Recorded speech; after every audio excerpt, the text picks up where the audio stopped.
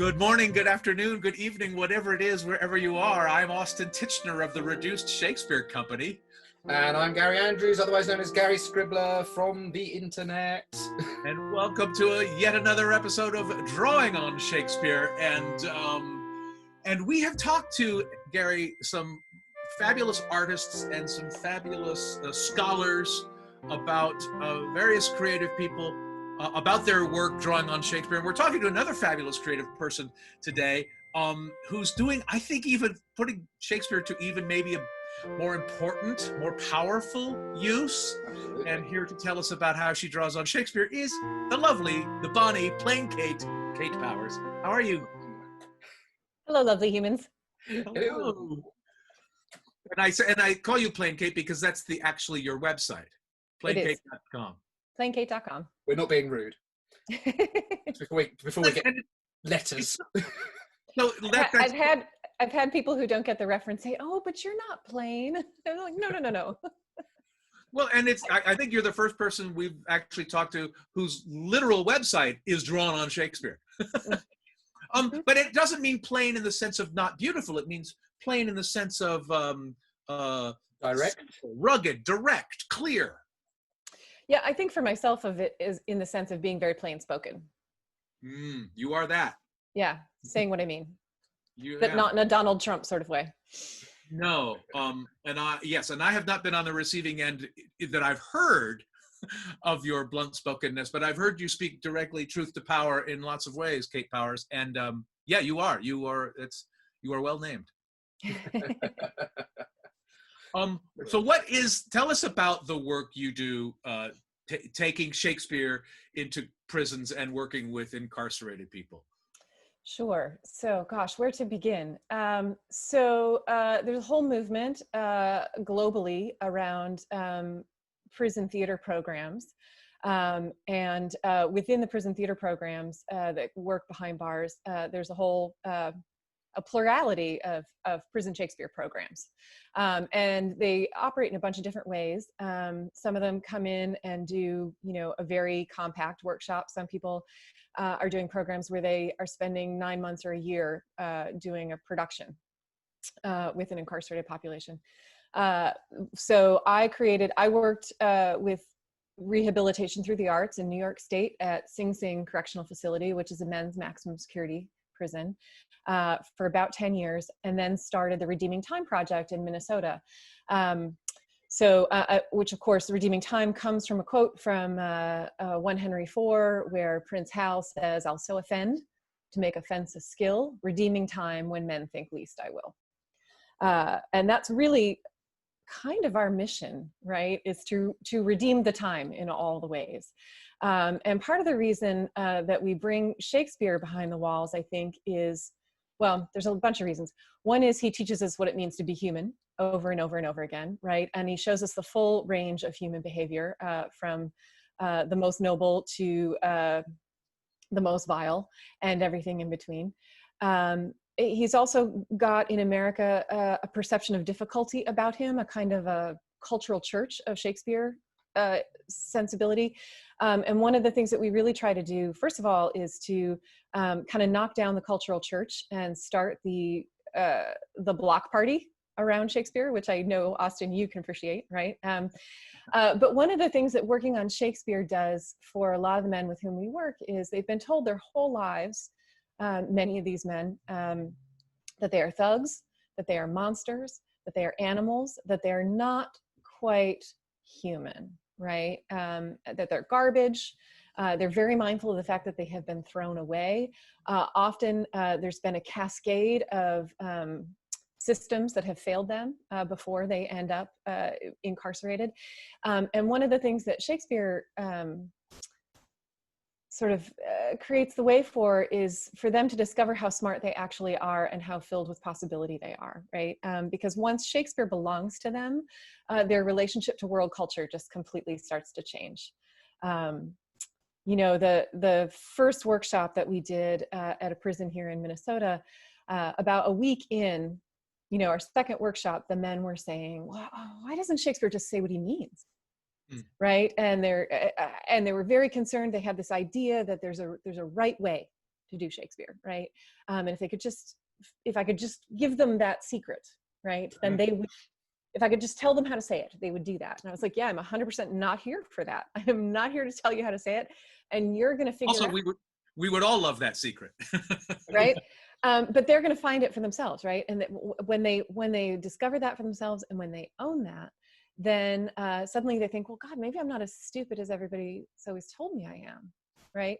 And in a lot of cases, they've internalized that message, right? Because teachers and everyone else has been telling them, counselors and parole officers and everyone else has been telling them how stupid they are. So men who won't necessarily seek out the GED program or the high school equivalency or the college program because they've been told they're stupid will come to the theater class because it looks like we're just having a stupid good time. Yeah. Right. And because we jump up and down and we make silly noises. And we started at this facility in Minnesota, Moose Lake. We started with the idea that we were going to work on one speech together as an ensemble. And eventually each of the men would also pick a speech to work on himself, right? And of course, if you're going to work on one speech together with a bunch of folks who are new to theater and who are new to Shakespeare, it has to be, in my opinion, O for Muse of Fire. Because this is the speech that tells us what theater is in so many ways, right? When we speak of horses, pretend you see them, right? So we literally started with the word, if you can call it a word, we start with the word O, right? And what is O doing in Shakespeare, right? And the idea that this is a guy, Shakespeare, right? This is a guy who has this extraordinary vocabulary, right? And very often when there wasn't an extant word for what he wanted to say, he made one up, right? So what is O doing? Right? Surely he could. I had one actor tell me a bunch of years ago, a professional actor, who was like, oh, he's just filling out the line of meter because he couldn't think of anything to say. And I was like, really? You think Shakespeare just like ran out of ideas right there? On the first word. On the first word. Pretty sure that's not it. My belief is that O in Shakespeare is a moment that transcends language. It's a moment of emotion that is so intense that it defies speech, right? Like when you get a piece of amazing news or a piece of terrible news, the first thing that you do is right? Is oh, right? And so that can be grief, that can be lust, that can be love, that can be amazement, whatever it is, but it's big. The point is it's big. So I feel like those O's are almost always a signpost in Shakespeare. Longing. It's right. Longing. What's going on, right? And so one of the first exercises we did at Moose Lake was just to play with different kinds of O, right?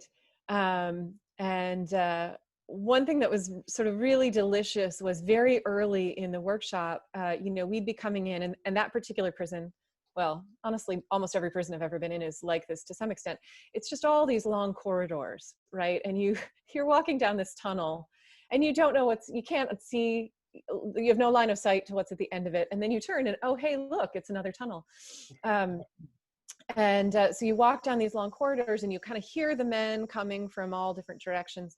And you'd start to hear the guys who were in the theater group as they were starting to gather and make their way from their various cell blocks or living units to where we had class. You'd hear them start shouting, puissance!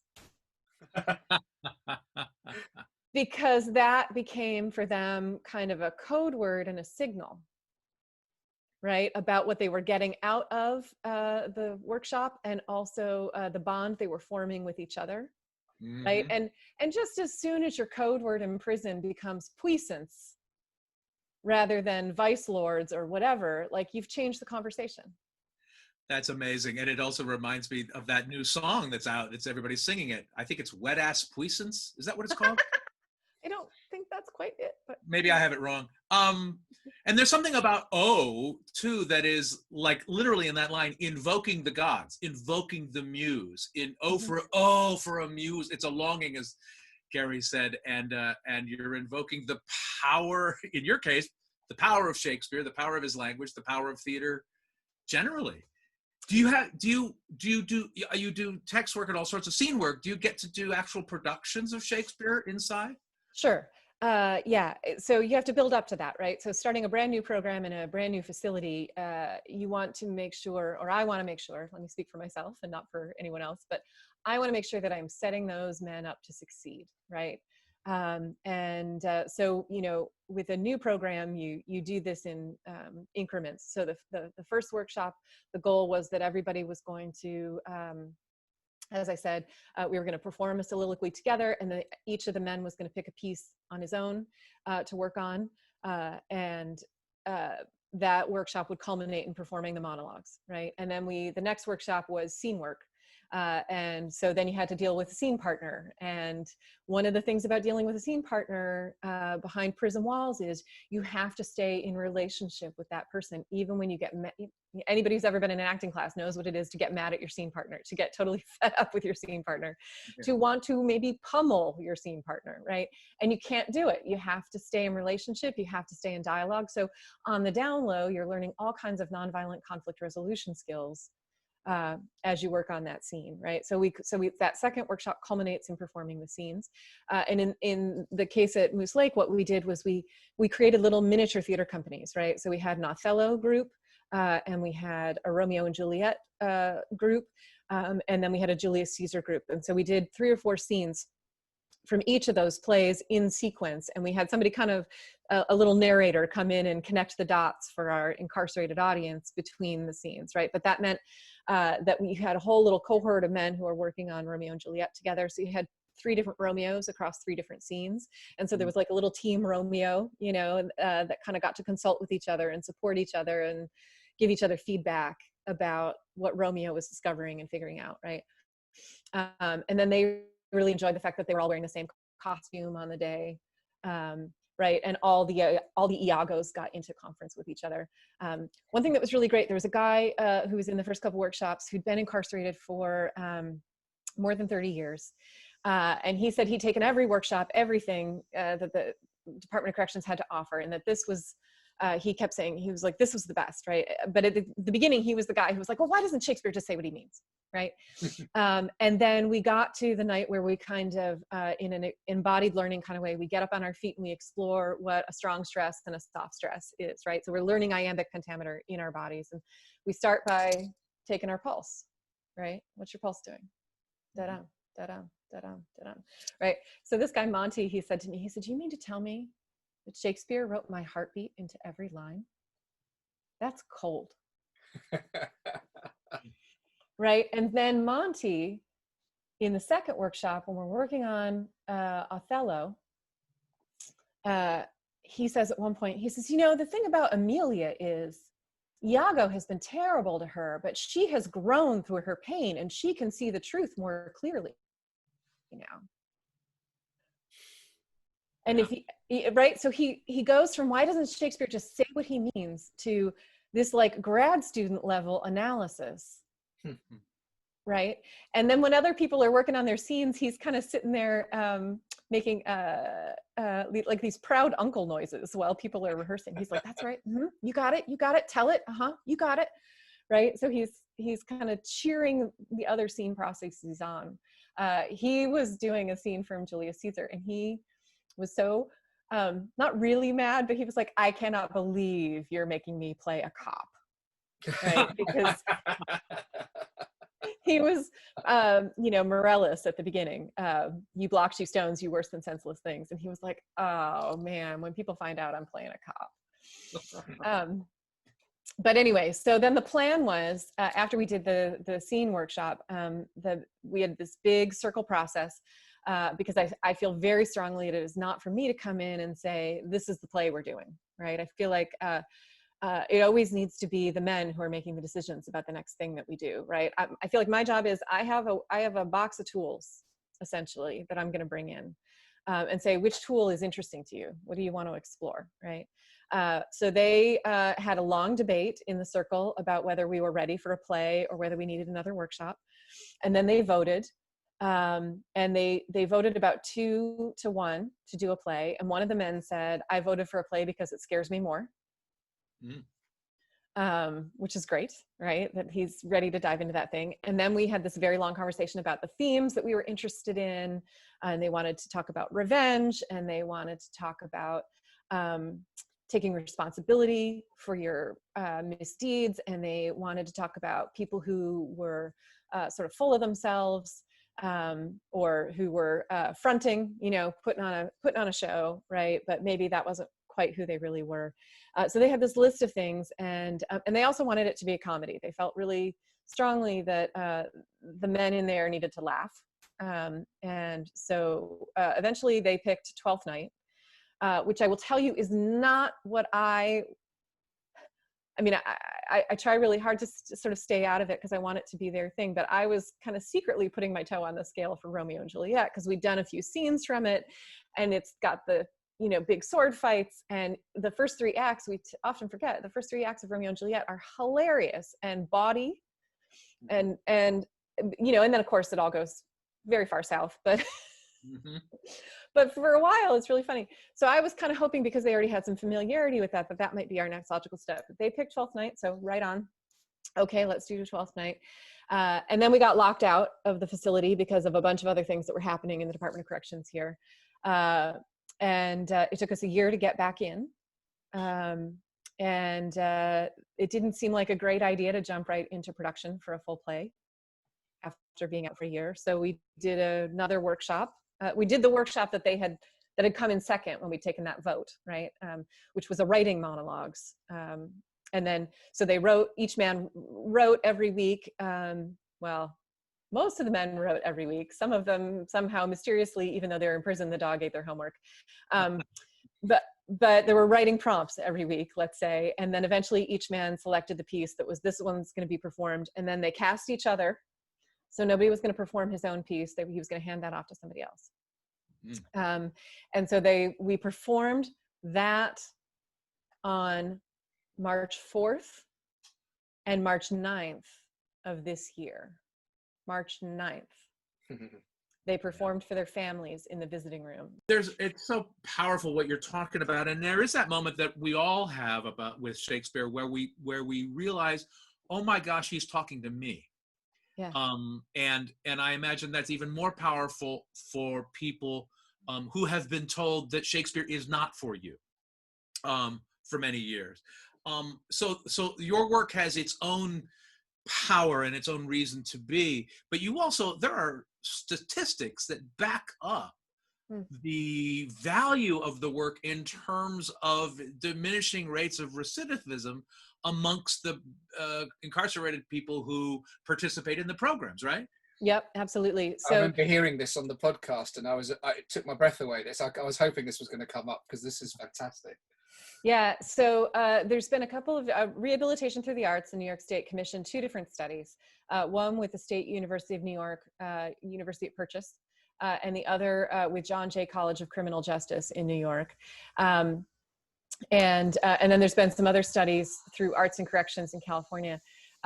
So one of the things we find, so the national recidivism rate in the United States is about 68%, right?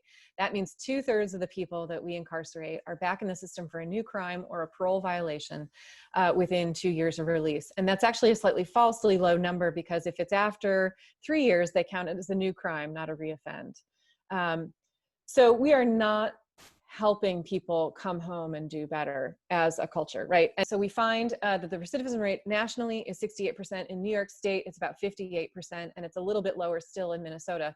But nonetheless, you drop in each of those cases for people who perform in or who participate in prison performing arts programs, the recidivism rate drops to less than 5%.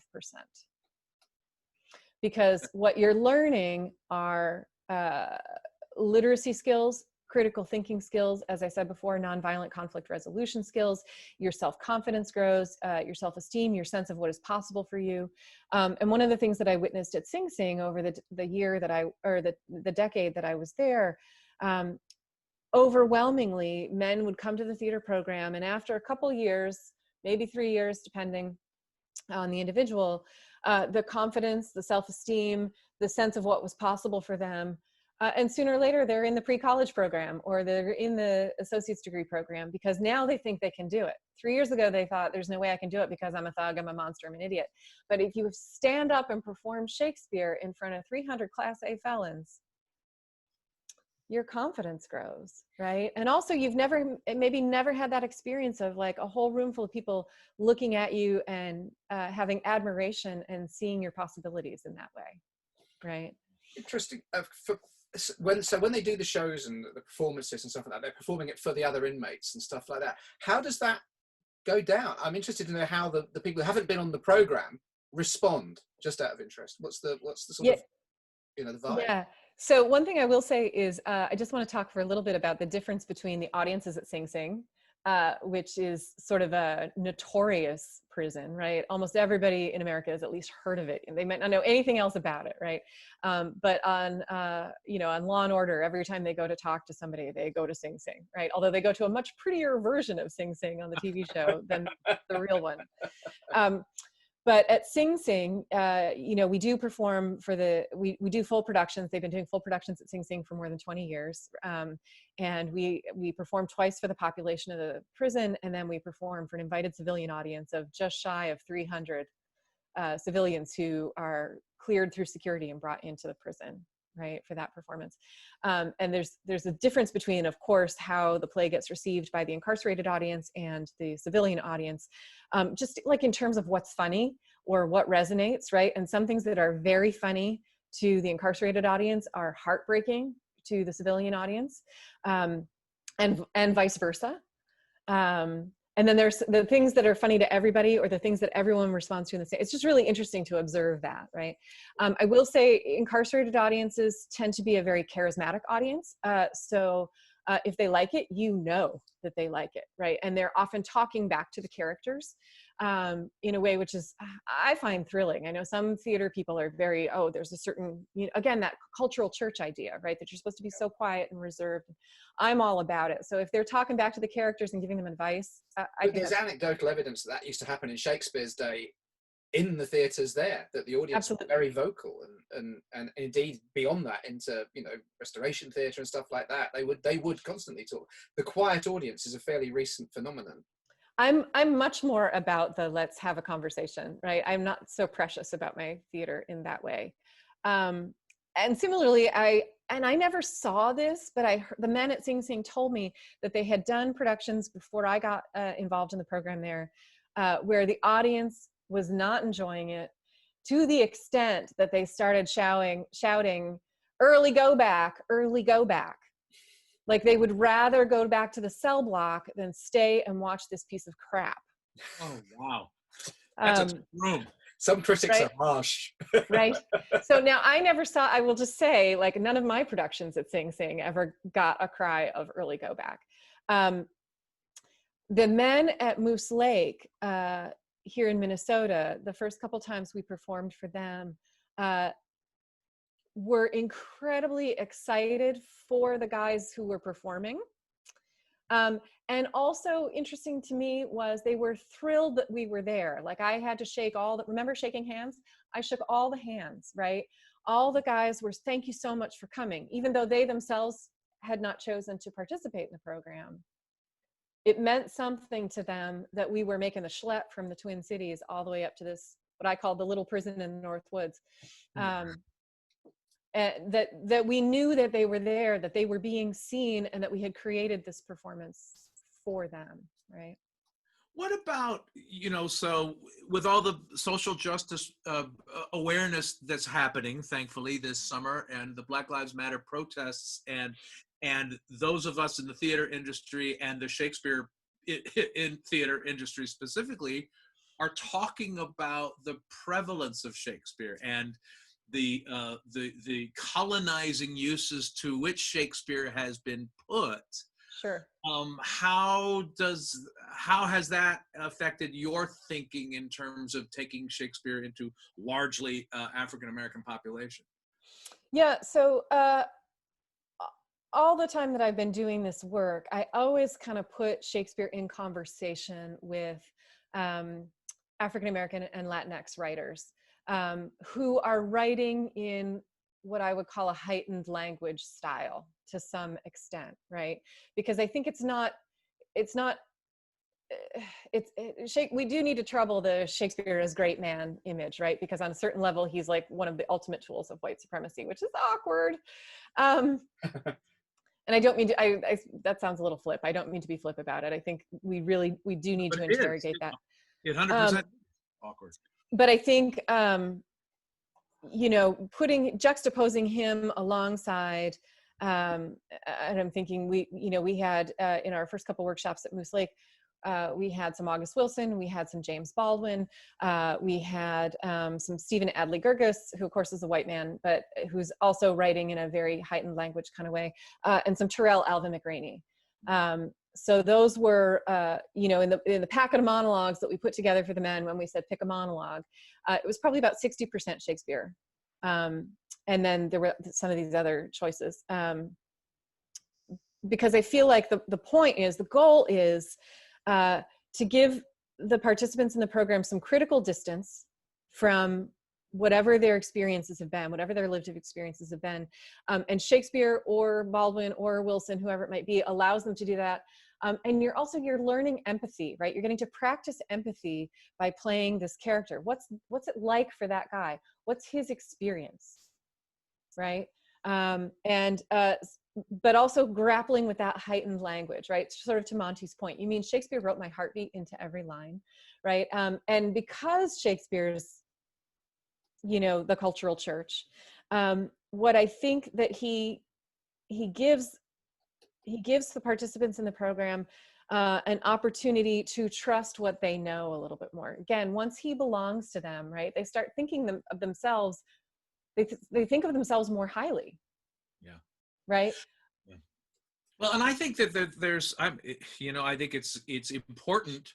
Well, it's important for all sorts of reasons for white audiences to sort of grapple with these issues and grapple with Shakespeare. And I also think it's great for white audiences to see Shakespeare performed by actors of color using their own natural voices. We should all be speaking Shakespeare in our natural voice, not the received way Shakespeare has been taught to be spoken, because there's nothing worse than tight white tight ass Shakespeare, and I've seen Shakespeare performed by largely African American casts, and O'Neill taught by large African American casts, and there becomes a music to what is tight ass white poetry, but it can be poetry given the right approach, I want to see more of that, not less, I guess. Well, I think, one of the things that's important, when I created the Redeeming Time Project, I looked at not just Rehabilitation Through the Arts, but also, of course, Shakespeare Behind Bars, which is like the granddaddy of this kind of work. Rob Pensilfini's program in Queensland, Australia, the Shakespeare Prison Ensemble. I went and visited the men at Shakespeare San Quentin, right? And I kind of was just taking notes from everybody and honestly cribbing a little bit. Like, what's the really cool thing that they're doing at San Quentin that I hadn't thought of? What's the really cool thing that they're doing in Kentucky that I hadn't thought of? What are the mistakes that we have inadvertently made, right? And so I thought, let me at least make new mistakes. And one of the things that we very deliberately did as we created Redeeming Time was to build in, and this is 6 years ago, to build a lot of specifically anti-racist practices into our core principles, right? How we hold the room, how we talk about the work, how much we talk, right? And in a podcast or something, this is in a way not representative because I'm blah, blah, blah, blah, blah. But it's really important to me in the circle with the men that I only talk about 20 or 25% of the time. Yeah. And they make most of the decisions. And what I do is facilitate the conversation. There was, one night early in our first workshop where one of the men said, hold up. What does this have to do with restorative justice? And he looked at me like I was going to give him the answer. And so I just turned to the circle and I said, what does this have to do with restorative justice? And then the men all answered that question for him, right? And so they really had that conversation for 15 or 20 minutes. And I chimed in once or twice to reinforce a point or maybe to rephrase. But you know, the men were having that conversation.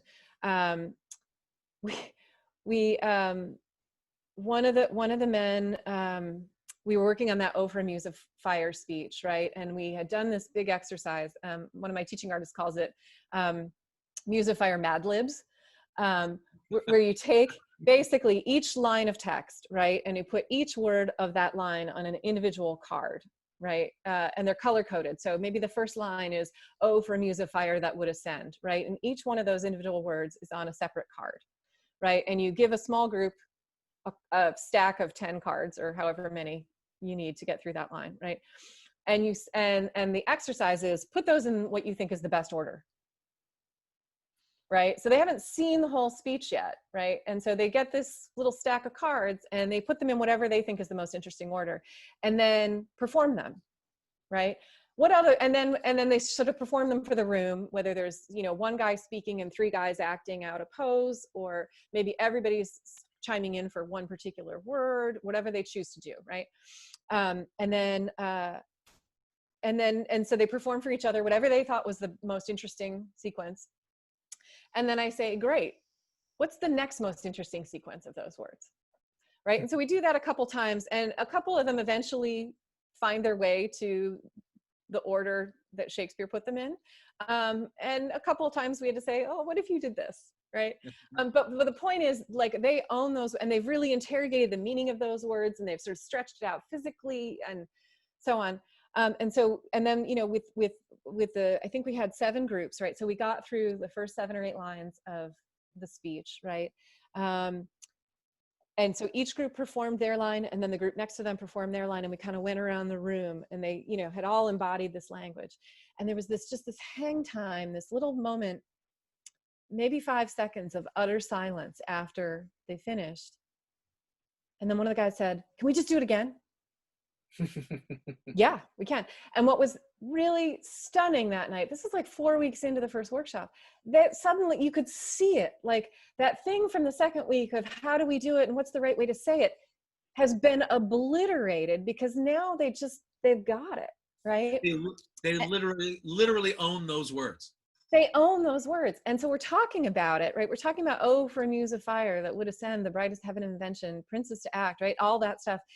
And I said to them at the end of, as we're kind of debriefing, and I said, "So, you know, what is this speech about when you put it all together?" And one of the men said, "It's kind of like, after all this, can Harry live up to the hype?" Wow. Wow. I mean, is there a better distillation? Right? Yeah, that's great. We floated home 100 miles that night. We were like, woohoo! Isn't it just incredible when it speaks to people like that across the centuries, and you just go, wow, you know, this is the power of it. This is why we all love working with this stuff. This is why it's great working with, you know, with kids and as well, you know, and just the way it can get in is brilliant. And I think it's a fantastic program. I really do.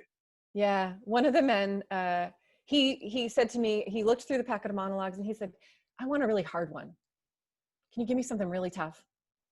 Right. And I had cut the monologue. So like I had in that packet, I had Brutus's entire "It must be by his death" speech. Right. So if somebody wants a big bite of the apple, it's there for him. Right.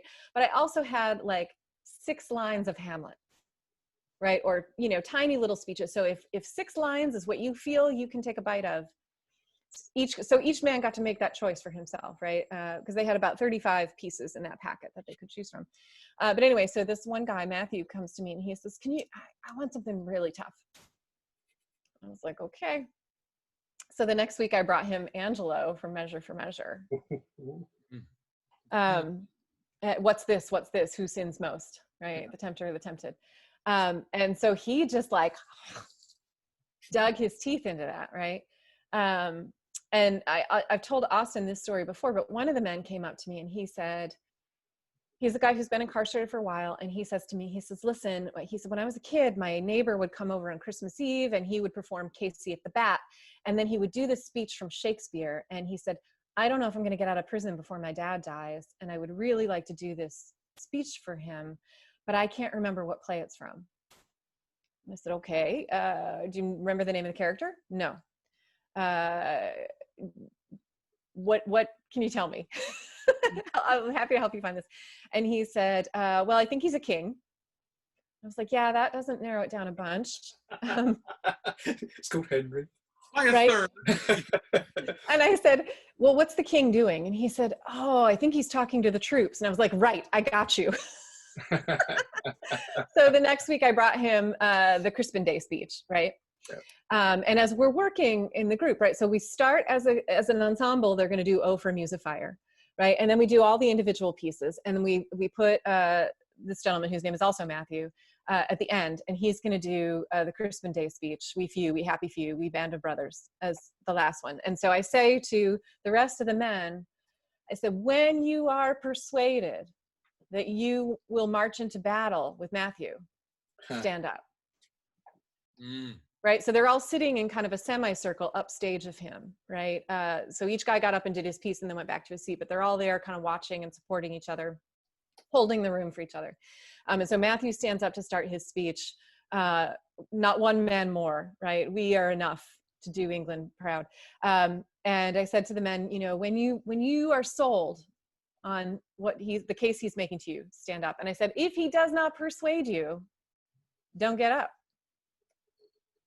And it's sort of very organically, and you know, as Matthew's going, he tags different people as Bedford and Exeter as he's talking, right? And then they start to slowly popcorn up. And at one point, as we're working on it, one of the men says, "Well, can we put our arms around each other if we want?" And I was like, "Yeah, if that's what you're moved to do, of course you can do that, right?" And somebody else said, "Well, can we cheer?" And I was like, "Yeah, when do you want to cheer? Cheer, right?" And so it's just sort of very organically, and it was a little bit different, obviously, each time we did it. But it was just so. It was hot, right? To just sort of That's amazing. See the community grow, see the men literally support each other and hold the room for each other and kind of will each other to succeed, and find the moment within that speech, right? Gentlemen now abed will hold their manhoods cheap, and somebody's up because for him it's the reputation, right? Or whatever it might be, whatever the moment is, right? We few, we happy few. Oh God, those guys are all standing. I'm not. I want to be one of the happy few. And then they're in, you know.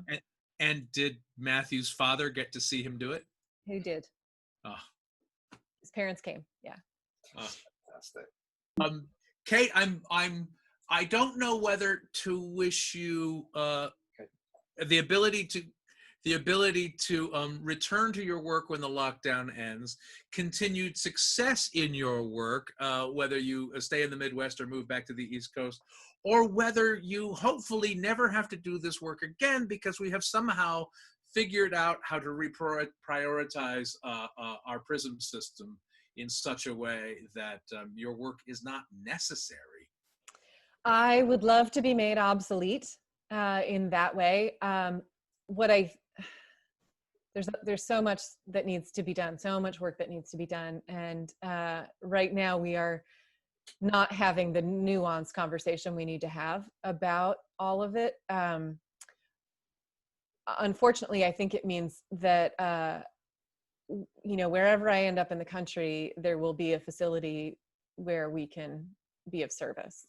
Right? As one of the men at Sing Sing said, he said, I realized after I'd been incarcerated for 10 years that I didn't want to be that guy anymore, but I didn't know how to get to the guy I wanted to be. And the theater program helped me start to figure that out.